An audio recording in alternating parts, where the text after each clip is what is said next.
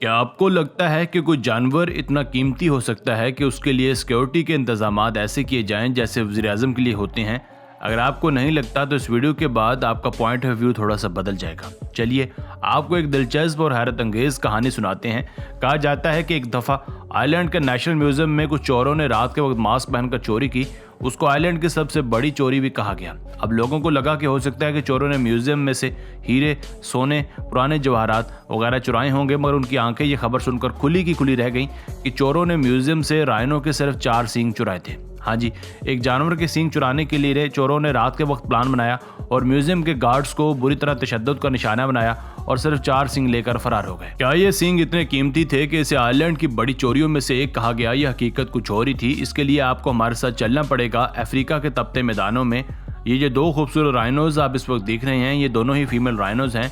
इनको white northern female rhinos कहा जाता है। वैसे तो इनके काफ़ी ज़्यादा बरादरी के लोग यहाँ आबाद थे, मगर हज़रत इंसान ने सदियों पहले इनका शिकार करना शुरू किया।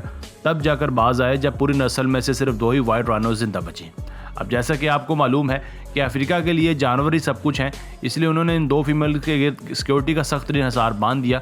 कई मुसल्लह जवान 24 घंटे इनके साथ होते हैं, बल्कि एक हेलीकॉप्टर भी इनकी फ़िज़ाई निगरानी के लिए ममूर किया गया है। हर वक्त इनकी खुराक और सेहत का खास ख्याल रखा जाता है। जो भी इंसान या जानवर इनके करीब आए उसे फ़ौरन गोली मार देने के ऑर्डर्स हैं। मगर इतनी सख्त सिक्योरिटी और देखभाल के बावजूद भी एक वाइट राइनो अधेड़ उम्र होने की वजह से बीमार हुई और जहाने फानी से कूच कर गई। अब सिर्फ एक फीमेल ही जिंदा बची है। एक मसला ये भी है कि चूंकि इस नस्ल का कोई भी मेल जिंदा नहीं है, इसलिए इनकी नस्ल भी आगे नहीं बढ़ सकती। यहाँ आपको एक और बात बताते चलें कि हाल ही में मेडिकल साइंस में एक नई टर्म मुतारिफ करवाई गई है जिसे पार्थेनोजेनेसिस कहा जाता है। इसमें एक फीमेल खुद से डेवलप कर ली जाती है और रिप्रोडक्शन के लिए किसी मेल की ज़रूरत नहीं पड़ती। मगर मसला ये है कि ये प्रोसेस सिर्फ रेप्टाइल्स या एम्फीबियंस में ही होता है, मैमल्स में नहीं हो सकता।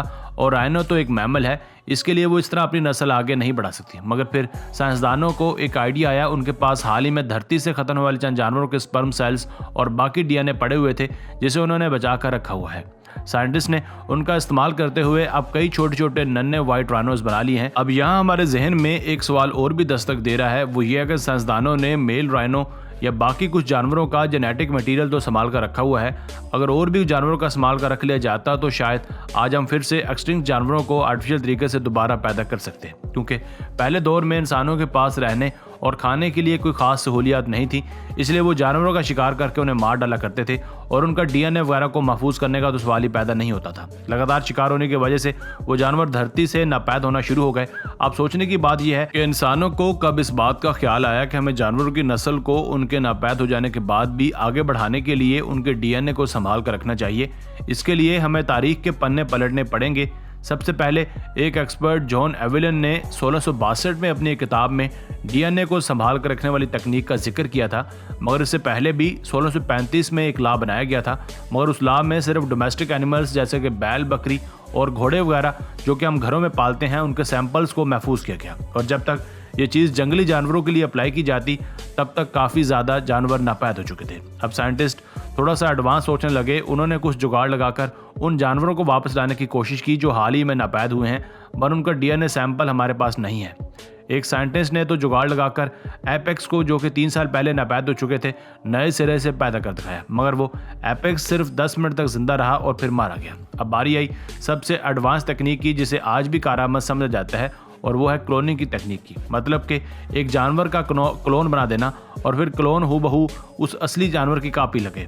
अब तो ये काम बड़े पैमाने पर किया जा सकता है, पर मसला इसमें भी ये है कि अगर आप 1000 साल पहले वाले जानवर का क्लोन तैयार करें तो वो आज के माहौल में कैसे जिंदा रहेगा। ये तो हो गई कुछ टेक्निक्स। खैर, अब आपको वापस ले चलते हैं स्टोरी की तरफ कि चोरों ने राइनो के वो सींग क्यों चुराए थे।